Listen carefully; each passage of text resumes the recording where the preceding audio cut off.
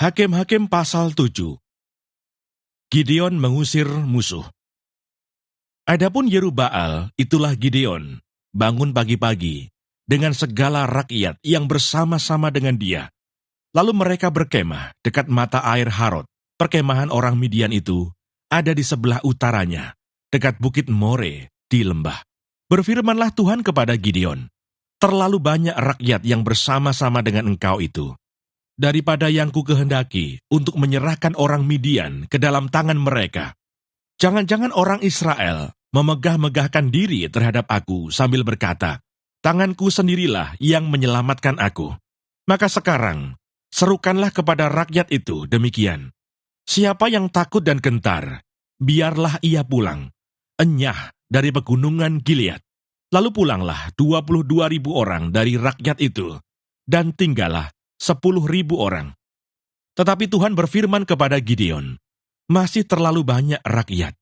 Suruhlah mereka turun minum air, maka aku akan menyaring mereka bagimu di sana. Siapa yang kufirmankan kepadamu, inilah orang yang akan pergi bersama-sama dengan engkau. Dialah yang akan pergi bersama-sama dengan engkau. Tetapi barang siapa yang kufirmankan kepadamu, inilah orang yang tidak akan pergi bersama-sama dengan engkau. Dialah yang tidak akan pergi. Lalu Gideon menyuruh rakyat itu turun minum air, dan berfirmanlah Tuhan kepadanya, barang siapa yang menghirup air dengan lidahnya seperti anjing menjilat, haruslah kau kumpulkan tersendiri. Demikian juga semua orang yang berlutut untuk minum. Jumlah orang yang menghirup dengan membawa tangannya ke mulutnya ada 300 orang. Tetapi yang lain dari rakyat itu, semuanya berlutut minum air. Lalu berfirmanlah Tuhan kepada Gideon, dengan ke-300 orang yang menghirup itu, akan kuselamatkan kamu. Aku akan menyerahkan orang Midian ke dalam tanganmu. Tetapi yang lain, dari rakyat itu semuanya boleh pergi, masing-masing ke tempat kediamannya.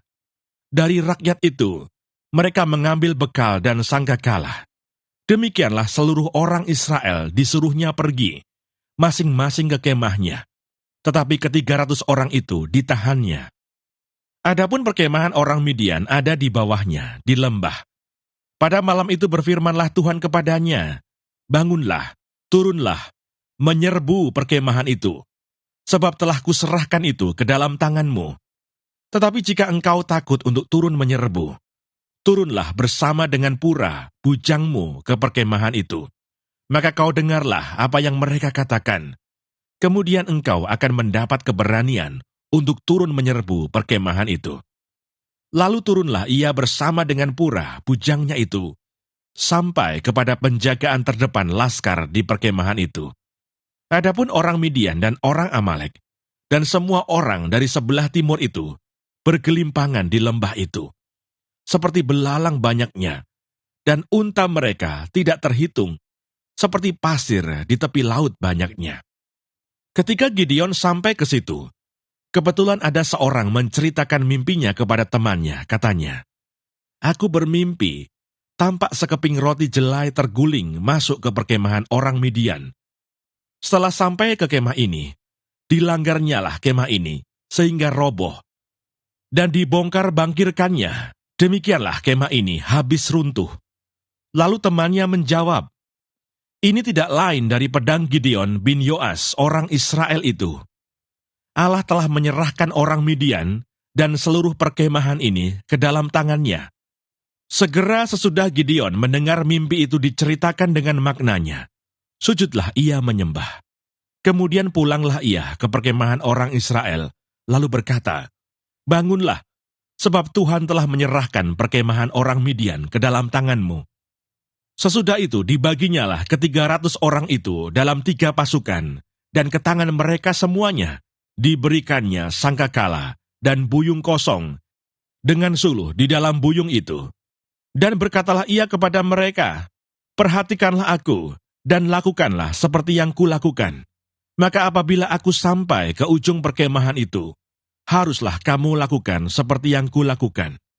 Apabila aku dan semua orang yang bersama dengan aku meniup sangkakala, maka haruslah kamu juga meniup sangkakala sekeliling seluruh perkemahan itu dan berseru, demi Tuhan dan demi Gideon.